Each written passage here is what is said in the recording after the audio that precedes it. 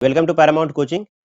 देखिए पीछे हमने मैथ का, फिजिक्स का, केमिस्ट्री का बिल्कुल वीवीआई क्वेश्चंस जो है मैं आपको करवाया था और सारे क्वेश्चन जो है वो वहीं से आ रहे थे। ठीक है, मैंने जो उसका डिस्कशन किया था उस डिस्कशन से बहुत सारे क्वेश्चंस आ रहे थे। तो ठीक आज भी उसी प्रकार से मैं बायोलॉजी का क्वेश्चंस लेकर आ गया हूँ। बहुत ही इंपॉर्टेंट क्वेश्चन।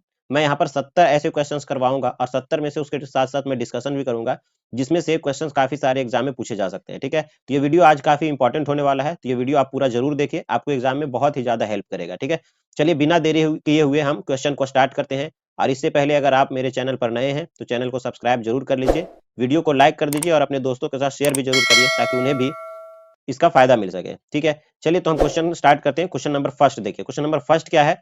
गुणसूत्र के यूक्रोमैटिन की क्या विशेषता है? भाई गुणसूत्र के यूक्रोमैटिन की विशेषता होता है कि यह अनुवांशिकता सक्रिय होता है। ठीक है, यह अनुवांशिकता क्या होते हैं? सक्रिय होता है। चलिए नेक्स्ट क्वेश्चन देखो। नेक्स्ट क्वेश्चन क्या है? कहता है जिम कार्बेट राष्ट्रीय उद्यान जो है वो किसके लिए विख्यात है ना? यही पूछ रहा है कि जिम कार्बेट राष्ट्रीय उद्यान जो है वो किसके लिए विख्यात है। देखिए जिम कार्बेट राष्ट्रीय उद्यान किसके लिए विख्यात है? सबसे पहले यहां से क्वेश्चन होगा कि जिम कार्बेट राष्ट्रीय उद्यान जो है वो कहाँ है। ठीक है, सबसे पहले जिम कार्बेट राष्ट्रीय उद्यान जो है वो कहाँ है? वो है उत्तराखंड के अंदर। ठीक है, उत्तराखंड में जिम कार्बेट राष्ट्रीय उद्यान है। ये बाघ के लिए प्रसिद्ध है। ठीक है, बाघ के लिए प्रसिद्ध है क्योंकि यहाँ पर बाघ के लिए सुरक्षित जगह होता है। ठीक है, इसके बाद देखो जो जिम कार्बेट राष्ट्रीय उद्यान है वो उत्तराखंड के अंदर 1936 ईस्वी में 1936 ईस्वी में इसको क्या किया गया था? स्थापित किया गया था। ठीक है, बनाया गया था जिम कार्बेट राष्ट्रीय उद्यान। ठीक है, तो ये बाघ के लिए जो है वो विख्यात है, ये ध्यान में रखेंगे। ठीक है, चलिए नेक्स्ट क्वेश्चन देख लेते हैं कि नेक्स्ट क्वेश्चन क्या यहाँ से है। नेक्स्ट क्वेश्चन देखिए, क्वेश्चन नंबर 3। क्वेश्चन नंबर 3 है कि हाइब्रिड भीगर संकर शक्ति जिसको हम कह सकते हैं निम्नांकित में से किस घटना के कारण होती है? इसका सही आंसर होगा काई एजमा इसका राइट आंसर हो जाएगा। ठीक है, हाइब्रिड संकर शक्ति यानी निम्नांकित में से किस घटना के कारण होती है? इसका काई एजमा इसका राइट आंसर हो जाएगा। चलिए नेक्स्ट क्वेश्चन देख लो। नेक्स्ट क्वेश्चन क्या है? Question number 4। मनुष्य का अवशेषी अंग निम्नलिखित में से कौन सा है? ठीक है, मनुष्य का जो अवशेषी अंग है वो निम्नलिखित में से कौन सा है? ठीक है, उसको देख।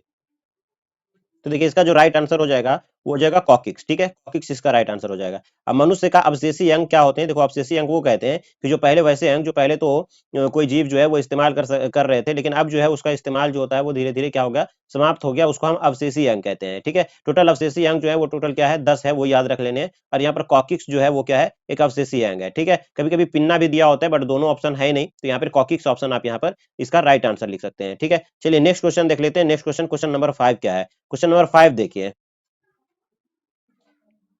हीमोकोरियल अपरा निम्नांकित में से किसमें पाया जाता है? देखिए हीमोकोरियल अपरा जो होता है वो निम्नांकित में से किसमें पाया जाता है? इसका जो राइट आंसर हो जाएगा वो हो जाएगा मनुष्य। ठीक है, इसका मनुष्य इसका सही आंसर हो जाएगा। चलिए नेक्स्ट क्वेश्चन देखो। क्वेश्चन नंबर जो है वो 5 क्या है? 6 क्या है?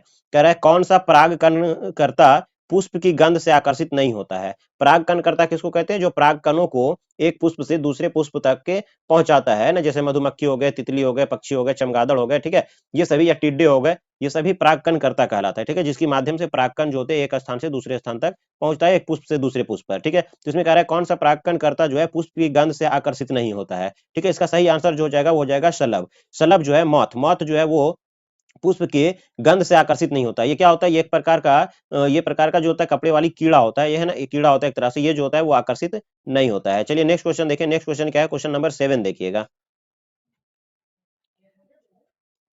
7 नंबर देखिए, मनुष्य में मात्रात्मक लक्षण का एक उदाहरण कौन सा है? तो मात्रात्मक लक्षण का उदाहरण क्या है? इसमें आंखों का रंग, त्वचा का रंग, बाल का रंग, नाक का आकार। इसमें सही आंसर हो जाएगा त्वचा का रंग। ठीक है, त्वचा का रंग इसका मात्रात्मक लक्षण का उदाहरण है। चलिए नेक्स्ट क्वेश्चन देख ले। क्वेश्चन नंबर 8 देखिए। वह कारक या एजेंट जो कैंसर पैदा करता है उसे क्या कहते हैं? ठीक है, वह कारक जो एजेंट जो कैंसर पैदा करता है उसको ऑन्कोजीन कहते हैं। वह कारक, कोई भी कारक जो कैंसर उत्पन्न करता हो उसको ऑन्कोजीन कहा जाता है। ठीक है, चलिए नेक्स्ट क्वेश्चन देखो। नेक्स्ट क्वेश्चन क्या कह रहा है? Question number 9। क्वेश्चन नंबर 9 से देखो यहाँ से बहुत सारे तरह के क्वेश्चन बन सकते हैं कि न्यूक्लिक अम्ल जो होते हैं वो पूछ रहा है कितने प्रकार के होते हैं। ठीक है, न्यूक्लिक अम्ल जो होता है, चलो मैं पहले इसका राइट आंसर बता देता हूँ। न्यूक्लिक अम्ल जो होता है वो 2 प्रकार के होते हैं। कौन कौन होता है न्यूक्लिक अम्ल? वो होता है, एक होता है डीएनए और दूसरा होता है आरएनए। ठीक है, डीएनए और आरएनए फुल फॉर्म क्या होता है? Deoxy ribo nucleic acid. Deoxy ribose nucleic acid, deoxy ribose nucleic acid. और जो होता है ये क्या होता है? Ribose nucleic acid. ठीक है, ये क्या होता है? Ribose nucleic acid. ठीक है, हम इसको राइबोज न्यूक्लिक एसिड कह सकते हैं। अब देखो डीएनए और आरएनए जो होते हैं वो 2 प्रकार के न्यूक्लिक एसिड होते हैं, इसलिए इसका आंसर 2 था।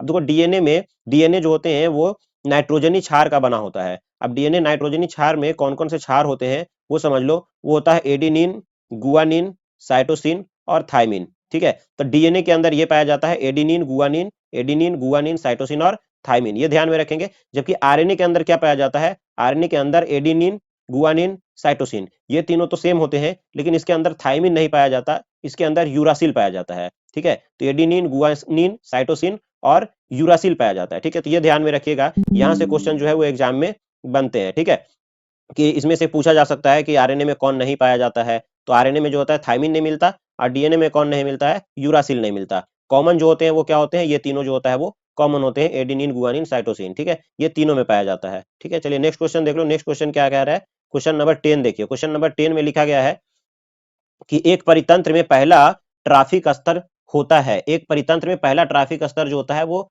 कौन होता है। तो देखिए 10 का जो आंसर हो जाएगा वो हो जाएगा प्राथमिक उत्पादक। ठीक है, 10 का आंसर हो जाएगा प्राथमिक उत्पादक। इसके बाद देखिए नेक्स्ट क्वेश्चन, देखो नेक्स्ट क्वेश्चन क्या कह रहा है, क्वेश्चन नंबर 11, क्वेश्चन नंबर 11 देखो, कोशिकीय कोशिकीय जीन का नाम बताएं जो सक्रिय होने पर कैंसर का कारण बन सकते हैं।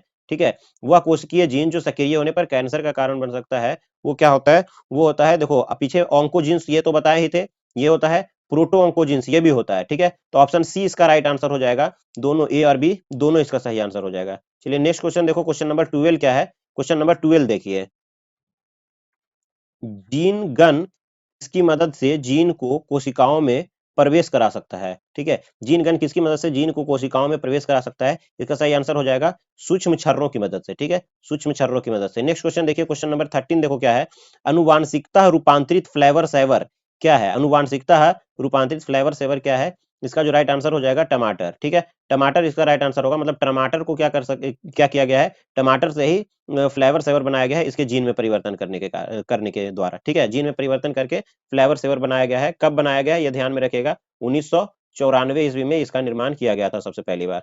चलिए नेक्स्ट क्वेश्चन देख लो, क्वेश्चन नंबर 14 देखिए, क्वेश्चन नंबर 14 है संख्या का सीधा पिरामिड, संख्या का सीधा पिरामिड निम्नलिखित में से किसमें अनुपस्थित जो होता है, किसमें अनुपस्थित, तो इसका ऑप्शन ए इसका राइट आंसर हो जाएगा, ऑप्शन ए यानी 1 इसका सही उत्तर हो जाएगा। ठीक है, चलिए नेक्स्ट क्वेश्चन देखो, क्वेश्चन नंबर 15 क्या है, क्वेश्चन नंबर 15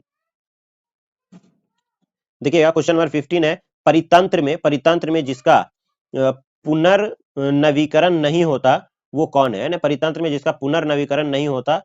तो देखो पूरे इकोसिस्टम में हम क्या कर सकते हैं, ऊर्जा को रूपांतरित यानी ऊर्जा को रिसाइकल पुनर्चक्रण इसका नहीं किया जा सकता है। ठीक है, तो इसका राइट आंसर जो होगा वो ऊर्जा होगा, बाकी सभी का रिसाइकलिंग किया जा सकता है। ठीक है, ऑक्सीजन का किया जा सकता है, नाइट्रोजन का भी, जल का भी। तो हमसे पूछ रहा है किसका पुनर्नवीकरण नहीं हो सकता। ठीक है, तो इसका ऊर्जा सही उत्तर हो जाएगा। चलिए नेक्स्ट क्वेश्चन देखो, नेक्स्ट क्वेश्चन क्या है, नेक्स्ट क्वेश्चन है शुक्राणु जिसका स्खलन नहीं होता वे पुनः कहाँ अवशोषित होते हैं। ठीक है, इसका 16 का जो सही आंसर हो जाएगा वो हो जाएगा शुक्रवाहक। ठीक है, शुक्रवाहक इसका राइट आंसर हो जाएगा। इसके बाद नेक्स्ट क्वेश्चन देख लो, नेक्स्ट क्वेश्चन जो है क्वेश्चन नंबर 17 देखिए, क्वेश्चन नंबर 17 क्या लिखा है, संयोजी ऊतक किस भ्रूणीय परत से बनते, 17 देखिए, यानी कि संयोजी क्या है, 17 संयोजी ऊतक किस भ्रूणीय परत से बनते हैं। ठीक है, इसका देखो राइट आंसर जो हो जाएगा वो हो जाएगा मीसोडर्म। यहाँ से ये पूछा जा सकता है मीसोडर्म जो होता है वो किसके किसके बीच उपस्थित होता है। ठीक है, तो ये इक्टोडर्म इक्टोडर्म एक्टोडर्म एवं एंडोडर्म एंडोडर्म इसके बीच में ये उपस्थित होता है। ठीक है, एक्टोडर्म और एंडोडर्म के बीच उपस्थित होता है। नेक्स्ट क्वेश्चन देख लेते हैं, क्वेश्चन नंबर 18 क्या है वो देखिए, क्वेश्चन नंबर 18 है एक्स गुणसूत्र जो होता है वो कैसा होता है। ठीक है, एक्स गुणसूत्र जो होता है वो कैसा होता है। चलिए ऑप्शन देख लेते हैं, ऑप्शन ए में है एसेंट्रिक, ऑप्शन बी में है एक्रोसेंट्रिक, सी में है मेटासेंट्रिक और डी में है टीलोसेंट्रिक। इसका राइट आंसर जो हो जाएगा वो हो जाएगा मेटासेंट्रिक। ठीक है, इसका राइट आंसर मेटासेंट्रिक सही आंसर हो जाएगा। चलिए नेक्स्ट क्वेश्चन देखो, नेक्स्ट क्वेश्चन 19 नंबर क्या है उसको देखिए, कह रहा है एलोसोम्स निम्नलिखित में से किसका नाम है। ठीक है, ऑप्शन जो है वो है अलिंग गुणसूत्र, लिंग गुणसूत्र है ना, इसमें गुणसूत्र पर सूजन और काइनेटोकोर। ठीक है, इसका राइट आंसर जो हो जाएगा, तो इसका राइट आंसर होगा लिंग गुणसूत्र। ठीक है, लिंग गुणसूत्र देखो, एक होता है ऑटोसोम है ना, एक होता है एलोसोम्स, एक होता है ऑटोसोम्स। ऑटोसोम्स कौन होते हैं, ऑटोसोम्स जो होते हैं, ऑटोसोम्स ऑटोसोम्स देखो हमारे अंदर टोटल कितने हैं 46 क्रोमोसोम, यानी 23 जोड़ी, मनुष्यों में 23 जोड़ी, जोड़ी अगर हम कहेंगे तो 23 जोड़ी, और ऐसे हम कहेंगे तो 46 क्रोमोसोम्स पाए जाते हैं। उसमें से स्त्री हो या पुरुष, उसमें से 22 जोड़ी क्रोमोसोम जो होते हैं वो क्या होते हैं, सेम होते हैं। लेकिन जो एक जोड़ी क्रोमोसोम होते हैं वो एक्स वाई या एक्स एक्स ये जो होते हैं भिन्न भिन्न होते हैं। ये एक्स वाई जो होता है वो क्या होते हैं, पुरुषों में होता है, और एक्स एक्स जो होते हैं वो स्त्रियों के भीतर होता है, ठीक है। तो ये 22 जोड़ी जो होते हैं इसको हम क्या कहते हैं, ऑटोसोम कहते हैं, ठीक है। ये 22 जोड़ी जो होता है ये ऑटोसोम कहलाता है, ठीक है, इसको ऑटोसोम कहते हैं।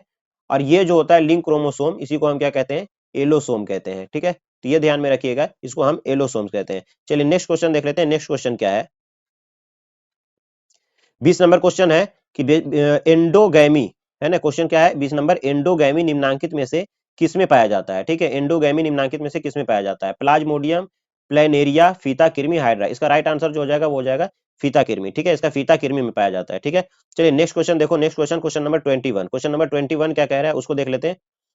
मध चक्र निम्नलिखित में से किसमें पाया जाता है, ठीक है। मनुष्य, बंदर, गाय, इनमें से सभी। मनुष्य में मध चक्र नहीं होता, बंदर नहीं होता, गाय इसका राइट आंसर हो जाएगा, ठीक है। देखो मनुष्य में ऋतुस्राव चक्र होते हैं, बंदर में भी जो होता है वो ऋतुस्राव चक्र होता है, ठीक है। यहाँ पर गाय इसका सही आंसर हो जाएगा, जिसमें मध चक्र होता है, ठीक है। देखो ये याद रखिए कि जो नॉन प्राइमेट स्तनधारी जो होते हैं, ठीक है, जो नॉन प्राइमेट स्तनधारी होते हैं उसके अंदर मध चक्र पाया जाता है, मध चक्र। और जो प्राइमेट होते हैं, जो प्राइमेट स्तनधारी होते हैं उसके अंदर क्या पाया जाता है, उसके अंदर ऋतुस्राव चक्र पाया जाता है, ठीक है। तो ये ध्यान में रखिएगा, इसके अंदर ऋतुस्राव ऋतुस्राव चक्र पाया जाता है, जो जो प्राइमेट स्तनधारी होते हैं, ठीक है। इसके बाद चलिए नेक्स्ट क्वेश्चन देख लेते हैं। नेक्स्ट क्वेश्चन क्या है उसको देखते हैं। 21 नंबर जो लास्ट, जो इसके बाद 22 नंबर क्वेश्चन है वो है रणथंभौर राष्ट्रीय उद्यान कहाँ स्थित है, ठीक है। रणथंभौर राष्ट्रीय उद्यान आप देख सकते हैं, रणथंभौर राष्ट्रीय उद्यान कहाँ स्थित है, ठीक है। तो इसका सही आंसर जो हो जाएगा वो हो जाएगा क्या, राजस्थान, ठीक है, राजस्थान। और इसकी अगर स्थापना की बात करें तो याद रख लीजिए इसका जो स्थापना हुआ है वो 1980 ईस्वी में हुआ है, ठीक है। चलिए नेक्स्ट क्वेश्चन देख लेते हैं। नेक्स्ट क्वेश्चन क्या है, क्वेश्चन नंबर 23 देखिएगा। क्वेश्चन नंबर 23 कहता है इनमें से स्थानिक पौधा कौन सा है, ठीक है। इनमें से स्थानिक पौधा जो है वो कौन सा है, ये। तो इसका सही आंसर जो हो जाएगा वो हो जाएगा निपेथिंस निपेंथिस खासियाना, ठीक है। निपेंथिस खासियाना इसका सही आंसर हो जाएगा। चलिए नेक्स्ट क्वेश्चन देख लो, क्वेश्चन नंबर 24। देखो, जीन क्लोनिंग में संवाहक के रूप में प्रयुक्त बाह्य गुणसूत्र डीएनए क्या है, ठीक है। हमसे ये पूछा है इसमें, ठीक है, बाह्य गुणसूत्र डीएनए क्या है। इसका जो राइट आंसर हो जाएगा क्या है कि जीन क्लोनिंग में संवाहक के रूप में प्रयुक्त बाह्य गुणसूत्र डीएनए क्या है ना। ये क्वेश्चन है कि जीन क्लोनिंग में संवाहन के रूप में प्रयुक्त बाह्य गुणसूत्र क्या है। ऑप्शन है ट्रांसपोसोन है, इंट्रॉन है, प्लाज्मिड है, या फिर एक्सॉन है। इसका जो राइट आंसर हो जाएगा वो हो जाएगा प्लाज्मिड, ठीक है, प्लाज्मिड इसका सही उत्तर हो जाएगा। चलिए नेक्स्ट क्वेश्चन देखो, नेक्स्ट क्वेश्चन 25 देखिए क्या है, कहता है टी आई प्लाज्मिड निम्नलिखित में से किसकी कोशिकाओं को कायाकल्पित करता है। टीआई प्लाज्मिड जो है वो किसकी कोशिकाओं को कायाकल्पित करता है। ऑप्शन सी हो जाएगा पौधों की कोशिकाओं को कायाकल्पित करता है, ठीक है, पौधों की कोशिकाओं को। नेक्स्ट क्वेश्चन देख लो, क्वेश्चन नंबर 26। क्वेश्चन नंबर 26 है पॉलीमरेज श्रृंखला अभिक्रिया किसमें उपयोगी होता है, ठीक है। पॉलीमरेज श्रृंखला अभिक्रिया किसमें उपयोगी होता है। पॉलीमरेज तो आपको ध्यान होगा, आपको पढ़ाया गया होगा, ये डीएनए प्रवर्धन में, ठीक है, डीएनए प्रवर्धन में ये उपयोगी होता है, ठीक है। चलिए क्वेश्चन नंबर नेक्स्ट देख लेते हैं। क्वेश्चन नंबर 27 देखिए, क्वेश्चन नंबर 27 क्या है, कुकर बीटा के टेंड्रिल्स तथा बोगेनविलिया के कांटे क्या हैं।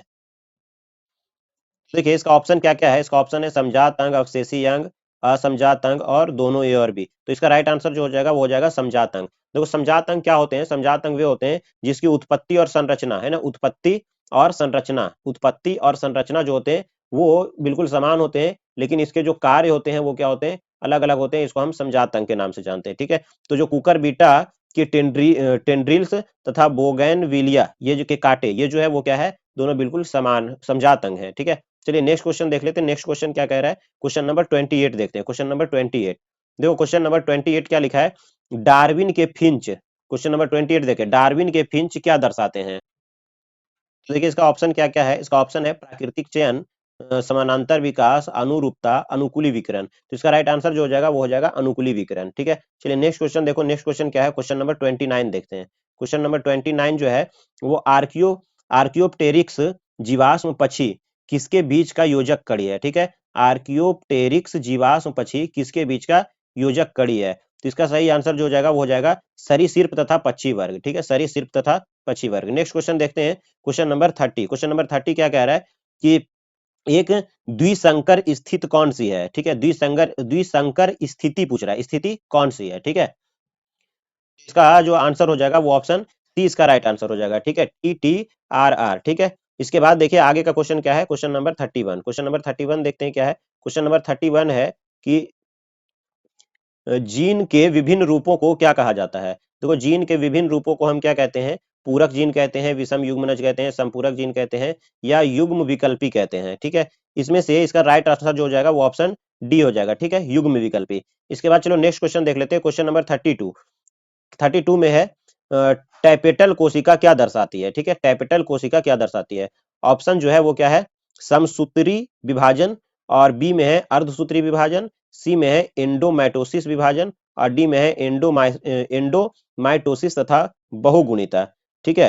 तो इसका जो राइट आंसर हो जाएगा, तो इसका इसका जो राइट आंसर हो जाएगा वो हो जाएगा एंडोमाइटोसिस तथा बहुगुणिता, ठीक है, एंडोमाइटोसिस तथा बहुगुणिता। एक्चुअल में ये क्या करता है, ये पराग कणों को पोषण प्रदान करता है, टैपेटल, ठीक है, पराग कणों को विकसित करने में मदद करता है, पोषण प्रदान करता है, ठीक है। चलिए नेक्स्ट क्वेश्चन देख लेते हैं, क्वेश्चन नंबर 33 देखिए क्या है। 33 है भ्रूण कोष जो है वो किससे बनता है, ठीक है। क्वेश्चन यही है 33 नंबर, भ्रूण कोष जो है वो किससे बनता है। चलिए क्वेश्चन ऑप्शन देख लेते हैं क्या क्या दे रखा है। यहाँ पर है गुरु बीजाणु धानी, मादा युग्म। एक्चुअल में इसका आंसर जो हो जाएगा वो गुरु बीजाणु हो जाएगा, ठीक है। चलिए नेक्स्ट क्वेश्चन देखो, नेक्स्ट क्वेश्चन क्या है, क्वेश्चन नंबर 34। क्वेश्चन नंबर 34 क्या है, स्थानांतरण आरएनए पर इनमें से क्या पाया जाता है, ठीक है। ऑप्शन है आरंभ कूट, पतित कूट, समापन कूट, विरोधी कूट, ठीक है। तो इसका जो हो जाएगा वो एंटी पाया जाता है, एंटी, विरोधी कूट इसका सही आंसर हो जाएगा, ठीक है। चलिए इसके बाद नेक्स्ट क्वेश्चन देख लेते हैं, नेक्स्ट क्वेश्चन क्या है। क्वेश्चन नंबर 35 देखिएगा। क्वेश्चन नंबर 35 कह रहा है कि रिवर्स रिवर्स ट्रांसक्रिप्टेज क्या है ना, रिवर्स ट्रांसक्रिप्टेज क्या है। तो इसका जो राइट आंसर हो जाएगा वो हो जाएगा आरएनए आरएनए निर्भर डीएनए पॉलीमरेज एंजाइम, ठीक है। इसका राइट आंसर हो जाएगा आरएनए निर्भर डीएनए पॉलीमरेज एंजाइम, ठीक है। चलो नेक्स्ट क्वेश्चन देख लो, नेक्स्ट क्वेश्चन क्या है, क्वेश्चन नंबर 36 देखिएगा, ठीक है।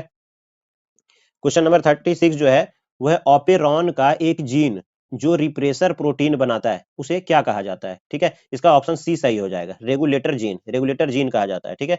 चलिए क्वेश्चन नंबर 37 देख लेते हैं। 37 क्या है, टेटनस द्वारा उत्पन्न विष किसे प्रभावित करता है, ठीक है। टेटनस जो है वो किसे प्रभावित करता है ये पूछा गया है। तो देखो ये जो टेटनस है वो क्या करता है, जबड़े जबड़े को क्या करता है, जाम करता है, जबड़े को हड्डियों को प्रभावित करता है, ठीक है। टेटनस क्या है, ये बैक्टीरिया के कारण होता है, ठीक है, ये ध्यान में रखिएगा, टेटनस जो है वो बैक्टीरिया के कारण होता है। चलिए नेक्स्ट क्वेश्चन देख लेते हैं, क्वेश्चन नंबर 38। क्वेश्चन नंबर 38 क्या है उसको देखिए। क्वेश्चन नंबर 38 है कि एड्स जो है वो विषाणु में क्या रहता है, एड्स विषाणु के अंदर जो होता है वो क्या रहता है वो आपको बताना है। ऑप्शन है एक कुंडलिनी आरएनए, द्विकुंडलिनी आरएनए, एक कुंडली एक कुंडलिनी डीएनए और द्विकुंडली डीएनए, ठीक है। तो इसका जो हो जाएगा वो हो जाएगा ऑप्शन एक कुंडली आरएनए, ठीक है, ऑप्शन ए सही इसका सही आंसर हो जाएगा, ठीक है। चलो नेक्स्ट क्वेश्चन देख लेते हैं, क्वेश्चन नंबर 39 देखिए क्या है।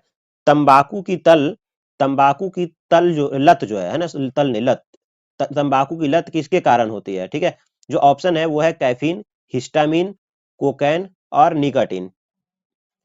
तो देखो इसका राइट आंसर जो हो जाएगा वो हो जाएगा निकोटीन, निकोटीन कह सकते हैं, निकोटीन कह सकते हैं, जो भी लिखा हो सकता है, ठीक है। निकोटीन जो होता है उसके कारण से तंबाकू की लत लग जाती है। आगे नेक्स्ट क्वेश्चन देख लेते हैं, नेक्स्ट क्वेश्चन क्या है, क्वेश्चन नंबर 40 देखिए। घरेलू कचरा जो होता है वो किस प्रकार के प्रदूषण का गठन करता है, जैव निम्नकरणीय प्रदूषक, ठीक है, ऑप्शन सी सही हो जाएगा इसका आंसर। नेक्स्ट क्वेश्चन देख लेते हैं, क्वेश्चन नंबर 41 देखो, 41 नंबर क्वेश्चन क्या है, निम्नांकित में कौन जल प्रदूषण का सामान्य संकेतक जीव है, जल प्रदूषण का सामान्य संकेतक जीव कौन है ये पूछा है हमसे। तो देखो इसका जो राइट आंसर हो जाएगा वो हो जाएगा इकोली, ठीक है, इकोली। अब देखो जल प्रदूषण के कारण कौन कौन से रोग हो सकते हैं वो बता सकते हैं। जल प्रदूषण के कारण हैजा हो सकता है, ठीक है, जल प्रदूषण के कारण हैजा, हिस्टोलिया हो सकता है, हिस्टोलिया, ठीक है, जल प्रदूषण इत्यादि के कारण होता है, ठीक है। चलिए नेक्स्ट क्वेश्चन देखो, नेक्स्ट क्वेश्चन क्या है, क्वेश्चन नंबर 42 देख लेते हैं। क्वेश्चन नंबर 42 क्या लिखा है, कहता है बॉम्बे डक क्या है। बॉम्बे डक क्या है, देखो डक देख करके बतख नहीं समझ लेना, ठीक है। यहाँ पे बॉम्बे डक पूछ रहा है, बॉम्बे डक नाम क्या है, बॉम्बे डक जो है वो एक प्रकार का मछली है, ठीक है, मछली है बॉम्बे डक। इसके बाद नेक्स्ट क्वेश्चन देखो, नेक्स्ट क्वेश्चन क्या कह रहा है, 43 देखो, 43 नंबर क्वेश्चन क्या है, 43 है लाइसिन से प्रचुर जो है वो शक्ति रत्न तथा प्रोटीना इनमें से किसकी किस्में हैं, ठीक है। लाइसिन से प्रचुर शक्ति रत्न तथा प्रोटीना इनमें से किसकी शक्ति है ये पूछा गया है हमसे, ठीक है। इसका राइट आंसर जो हो जाएगा वो मक्का हो जाएगा, ठीक है। चलो नेक्स्ट क्वेश्चन देख लेते हैं, नेक्स्ट क्वेश्चन क्या है, 44 देखिएगा। बैल का वीर्य किसमें संचित किया जाता है? ठीक है, बैल का वीर्य जो होता है वो किसमें संचित किया जाता है? तो देखिए इसमें ऑप्शन दे रखा है कि तरल नाइट्रोजन, तरल कार्बन डाइऑक्साइड, बर्फ, इनमें से कोई नहीं, है ना? देखो इसमें लिक्विड नाइट्रोजन में जो होते हैं बैल के वीर्य को स्टोर किया जाता है, ठीक है? क्योंकि इसका जो टेम्परेचर चाहिए वो क्या होता है, वो बहुत कम टेम्परेचर पर इसको रखा जाता है, माइनस के 70 डिग्री सेल्सियस के आसपास लगभग इसके टेम्परेचर होते हैं। इस टेम्परेचर पर उसको रखना होता है और इस वजह से जो कि नाइट्रोजन अक्रिय होते हैं, तो हम उसको तरल नाइट्रोजन में रखते हैं, ठीक है? तो ऑप्शन ए इसका राइट आंसर हो जाएगा। चलिए नेक्स्ट क्वेश्चन देख लेते हैं। नेक्स्ट क्वेश्चन क्या है? Question number 45। क्वेश्चन नंबर 45 देखिएगा। क्वेश्चन नंबर 45 जो क्वेश्चन है पहले वो देख ले। रेशम के धागे में कौन सा प्रोटीन होता है ना? ऑप्शन पूछा है, क्वेश्चन पूछा है कि रेशम के धागे में कौन सा प्रोटीन होता है। ऑप्शन है कीरेटिन होता है, अल्ब्यूमिन होता है, फिब्रोइन होता है, दोनों बी और सी होता है। इसका राइट आंसर जो हो जाएगा वो हो जाएगा फिब्रोइन। फिब्रोइन इसका सही आंसर हो जाएगा, ठीक है? देखो फिब्रोइन जो होता है वो क्या होता है, एक कीटो में पाया जाने वाला होता है, ठीक है? कीटो में, ये कीटो से पैदा होता है रेशम, ठीक है? इसके बाद चलिए नेक्स्ट क्वेश्चन देख ले। नेक्स्ट क्वेश्चन क्या है? नेक्स्ट क्वेश्चन जो है वो है कि लेडी की कोशिकाएं क्या स्रावित करती है, ठीक है? लेडी की कोशिकाएं जो होता है वो क्या स्रावित करती है, ये पूछा गया है। तो इसका आंसर, राइट आंसर जो हो जाएगा वो हो जाएगा टेस्टोस्टेरोन स्रावित करती है। टेस्टोस्टेरोन जो होता है वो विरसन के अंदर से होने वाला स्रावित हार्मोन है ना? ये एक लिंग हार्मोन हम कह सकते हैं, यानी ये जो होता है वो नर हार्मोन होता है ना, टेस्टोस्टेरोन। चलिए नेक्स्ट देख लेते हैं। क्वेश्चन नंबर 47 क्या है उसको देखिएगा। 47 नंबर क्वेश्चन देखिए। मुख्य गर्भ निरोधक निम्नांकित में से किस संयोजन का बना होता है? देखिए मुख्य गर्भ निरोधक निम्नांकित में से किस संयोजन का बना होता है? तो यहाँ ऑप्शन है एस्ट्रोजन तथा वृद्धि हार्मोन, प्रोजेस्टेरोन तथा टेस्टोस्टेरोन, एस्ट्रोजन तथा टेस्टोस्टेरोन, एस्ट्रोजन तथा प्रोजेस्टेरोन। इसका राइट आंसर जो हो जाएगा वो डी हो जाएगा, ठीक है? डी ऑप्शन सही हो जाएगा इसका, कि जो भी मुख्य गर्भ निरोधक होते हैं, यानी गर्भ निरोधक गोलियां, जो भी गर्भ को रोकने के लिए जो दवाइयां इस्तेमाल किए जाते हैं, उसको हम एंटी फर्टिलाइजर यानी गर्भ निरोधक गोलियां कहते हैं। वो किसका बना होता है? कृत्रिम रूप से एस्ट्रोजन और प्रोजेस्टेरोन हार्मोन से मिलकर बना होता है, ठीक है? चलिए नेक्स्ट क्वेश्चन देख लेते हैं। देखिएगा नेक्स्ट क्वेश्चन क्या है। नेक्स्ट क्वेश्चन हम देख लेते हैं 48 नंबर क्वेश्चन। देखिए 48 क्या है? 48 डीएनए डीएनए प्रतिकरण के दौरान लैंगिंग स्टैंड का निर्माण कैसे होता है? लगातार संतत, असंतत, छोटे खंडों में, दोनों बी और सी। देखो असंतत और छोटे खंडों में होता है, ठीक है? तो दोनों बी और सी इसका राइट आंसर हो जाएगा, ठीक है? ऑप्शन डी इसका सही उत्तर हो जाएगा, ठीक है? चलिए नेक्स्ट क्वेश्चन देख लो। नेक्स्ट क्वेश्चन क्या है? क्वेश्चन नंबर 49 देखिए। फ्रेम विस्थापन उत्परिवर्तन, है ना? उत्परिवर्तन, म्यूटेशन, म्यूटेशन जिसको कहते हैं, ठीक है? फ्रेम विस्थापन उत्परिवर्तन कब होता है? देखो फ्रेम विस्थापन उत्परिवर्तन जो होता है जब बेस का विलोपन या निवेशन होता है, ये इसका राइट आंसर हो जाएगा, ठीक है? जब क्षार का विलोपन या निवेशन होता है, बेस यानी क्षार का जब विलोपन या निवेशन होता है, तब उसको हम फ्रेम विस्थापन कहते हैं, ठीक है? म्यूटेशन आपने पढ़ा होगा डीएनए के, ठीक है? चलिए नेक्स्ट क्वेश्चन देख लेते हैं। क्वेश्चन नंबर 50 देखिएगा। क्वेश्चन नंबर 50 क्या कह रहा है? कह रहा है वोबल परिकल्पना किसके द्वारा प्रस्तावित की गई थी? ठीक है, वोबल परिकल्पना किसके द्वारा प्रस्तावित की गई थी? तो वाटसन एवं क्रिक के द्वारा, ठीक है? तो यहाँ पर वाटसन नहीं है, क्रिक यहाँ पर ऑप्शन सही हो जाएगा, ठीक है? क्रिक, अगर वाटसन रहेगा तो वो भी इसका सही उत्तर हो सकता है, ठीक है? तो वाटसन और क्रिक दोनों ने मिलकर किया था। कब किया था ये भी याद रखेंगे, 1966 ईस्वी में, ठीक है? 1966 ईस्वी में। चलिए नेक्स्ट क्वेश्चन देख लो। नेक्स्ट क्वेश्चन क्या है? क्वेश्चन नंबर 51 देखिए। आरबीसी के पतन का कारण कौन है? आरबीसी के पतन का कारण जो है वो क्या है? आर्सेनिक यौगिक, हाइड्रोकार्बन, अमोनिया, सल्फर यौगिक। इसका राइट आंसर जो हो जाएगा वो हो जाएगा आर्सेनिक यौगिक। आरबीसी के पतन, आरबीसी की समाप्ति का कारण जो होता है वो आर्सेनिक यौगिक होते हैं। चलिए नेक्स्ट क्वेश्चन देख लेते हैं। नेक्स्ट क्वेश्चन क्या है? क्वेश्चन नंबर 52 देखें।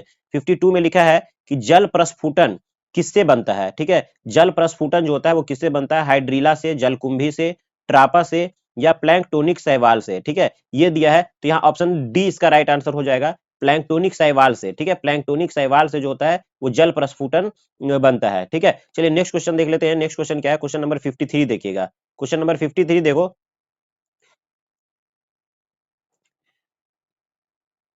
क्वेश्चन नंबर 53, मिट्टी का निर्माण किस प्रक्रिया से होता है? हमसे पूछ रहा है कि मिट्टी का निर्माण जो होता है वो किस प्रक्रिया से होता है, ठीक है?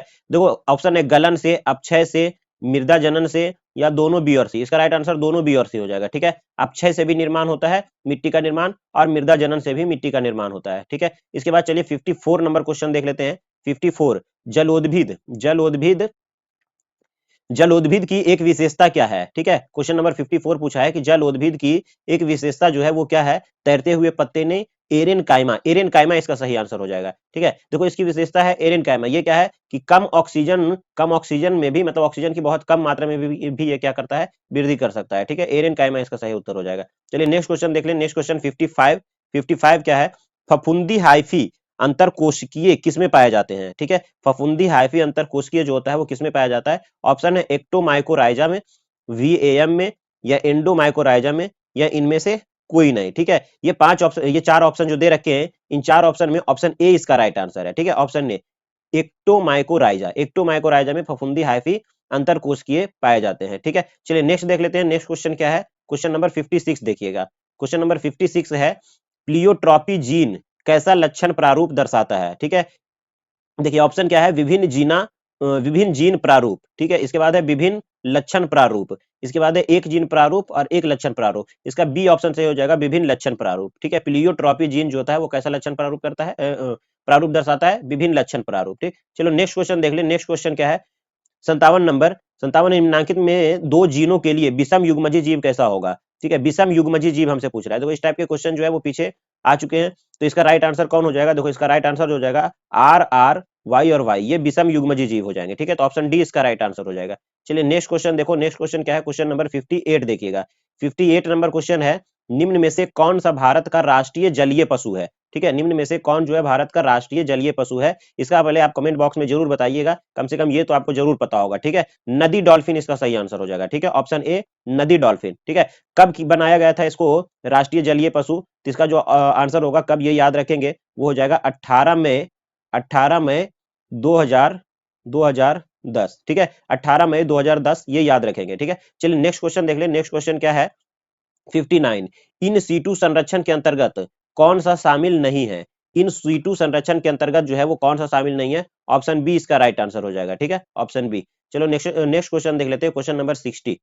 क्वेश्चन नंबर 60, आणविक कैंची जो डीएनए को विशिष्ट स्थल पर काटती है वह क्या है? आणविक कैंची जो डीएनए को विशिष्ट स्थल पर काटती है वो क्या है? ऑप्शन इसका सही आंसर हो जाएगा पेक्टिनेज एंजाइम। ठीक है, ऑप्शन ए इसका राइट आंसर हो जाएगा। चलिए नेक्स्ट क्वेश्चन देखो। नेक्स्ट क्वेश्चन क्या है? क्वेश्चन नंबर 61, निम्नलिखित में से कौन एससीआईडी के लिए जीन थेरेपी में संवाहक के रूप में प्रयुक्त होता है? ठीक है, 61 में ये पूछा गया है। ऑप्शन जो है रिट्रो विषाणु, रोटा विषाणु, अर्बो विषाणु और पर्भो विषाणु। ठीक है, तो देखो 61 का राइट आंसर जो जाएगा वो ऑप्शन ए सही इसका उत्तर है। ठीक है, रिट्रो विषाणु। चलिए नेक्स्ट क्वेश्चन देखो। नेक्स्ट क्वेश्चन क्या है? क्वेश्चन नंबर 62 देखिए, कौन सा मनुष्यों में अवशेषी अंग है? देखो मनुष्यों में अवशेषी अंग से रिलेटेड पीछे क्वेश्चन आ चुका है, मैं बता चुका हूँ अवशेषी अंग क्या होते हैं। ठीक है, तो इनमें से सभी पूंछ कशेरुक, अकलचह, इसके बाद निकटी टैटिंग झिल्ली, इसके इसके क्या हो जाएंगे? इनमें से सभी इसका सही आंसर हो जाएगा। ठीक है, चलो नेक्स्ट क्वेश्चन देखो। क्वेश्चन नंबर 63 क्या है? क्वेश्चन नंबर 63 देखिए, बीटी कपास जो होता है निम्नांकित में से किसका प्रतिरोध है? देखो बीटी इसका फुल फॉर्म क्या होता है? इसका फुल फॉर्म होता है बेसिलस थ्रियोजेनिस, है ना? Bacillus bacillus thuringiensis. ठीक है, ये इसका फुल फॉर्म होता है। ठीक है, तो इसमें पूछा जो गया है कि बीटी कपास निम्नांकित में से किसका प्रतिरोध करते हैं? ठीक है, तो इसका जो राइट आंसर हो जाएगा वो हो जाएगा 63 का ए। ठीक है, चलिए नेक्स्ट क्वेश्चन देख लेते हैं। नेक्स्ट क्वेश्चन क्या है? क्वेश्चन नंबर 64, पीसीआर में प्रयुक्त टैक पॉलीमरेज का स्रोत कौन है ना? पीसीआर में प्रयुक्त टैक पॉलीमरेज का स्रोत जो है वो कौन है? इसका जो राइट आंसर हो जाएगा वो हो जाएगा थर्मोफिलिक जीवाणु। ठीक है, आरटीपीसीआर आपने सुना होगा। ठीक है, थर्मोफिलिक जीवाणु। चलिए नेक्स्ट क्वेश्चन देख लेते हैं। नेक्स्ट क्वेश्चन क्या है? अच्छा, आरटीपीसी द्वारा क्या है? आरएनए को डीएनए में परिवर्तित किया जाता है। ठीक है, आरटीपीसी में क्या होता है कि आरएनए को डीएनए में परिवर्तित किया जाता है। चलिए नेक्स्ट क्वेश्चन देख लेते हैं। क्वेश्चन नंबर 65 देखिए। क्वेश्चन नंबर 65, अनुवांशिकी अभियांत्रिकी द्वारा इंसुलिन के उत्पादन में निम्नांकित में से किसका उपयोग किया जाता है? ठीक है, तो देखो 65 का जो सही आंसर हो जाएगा वो ऑप्शन बी सही हो जाएगा, इकोली। ठीक है, इकोली इसका राइट आंसर हो जाएगा। चलो नेक्स्ट क्वेश्चन देखो। Question number 67। क्वेश्चन नंबर 67 जो है वो है योग्यतम की उत्तरजीविता का विचार किसके द्वारा प्रयुक्त किया गया था? ठीक है, योग्यतम की उत्तरजीविता का विचार किसके द्वारा मतलब दिया गया था? ठीक है, ये पूछा गया है। तो देखो इसका सही आंसर जो हो जाएगा वो हो जाएगा चार्ल्स डार्विन। ठीक है, चार्ल्स डार्विन क्या थे, कहाँ के थे? ये ब्रिटिश के रहने वाले थे। ठीक है, ब्रिटेन के रहने वाले थे, ब्रिटिश चार्ल्स डार्विन। ठीक, चार्ल्स डार्विन।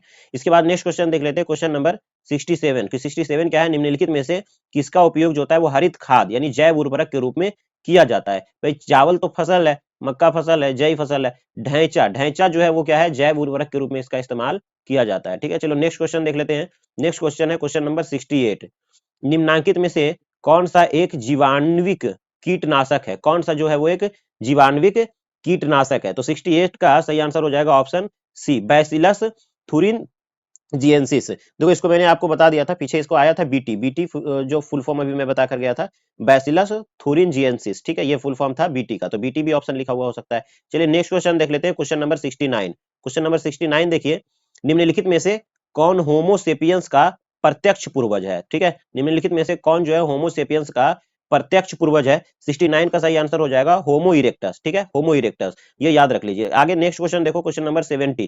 क्वेश्चन नंबर 70 और लास्ट क्वेश्चन है ये, क्वेश्चन नंबर 70 है, वाहित मल जल के प्राथमिक उपचार में निम्नांकित में से कौन सा कदम शामिल है? ठीक है, देखो इसमें ऑप्शन क्या क्या है, वायवीय जीवाणुविक गतिविधि, निस्यंदन तथा अवसादन, उसके बाद है अवायवीय जीवाणुविक गतिविधि और अवम पाचन। ये चार ऑप्शन दे रखे हैं, लेकिन इसका जो राइट आंसर हो जाएगा वो ऑप्शन बी सही हो जाएगा, ठीक है, निस्यंदन तथा अवसादन। ठीक है, तो इस तरीके से हमने क्या किया, 70 के 70 क्वेश्चन काफी अच्छे से कंप्लीट किया। अगर ये 70 क्वेश्चन आपने बढ़िया से देखा है तो एग्जाम में आप बहुत बढ़िया करके आओगे। तो चलिए, ये वीडियो कैसा लगा कमेंट बॉक्स में जरूर बताइए, और हमारे चैनल को सब्सक्राइब जरूर करिए और लाइक करिए इस वीडियो को, और अपने दोस्तों के साथ शेयर जरूर करिएगा इसे। ठीक है, चलिए, इस वीडियो को देखने के लिए आपका तहे दिल से बहुत बहुत धन्यवाद।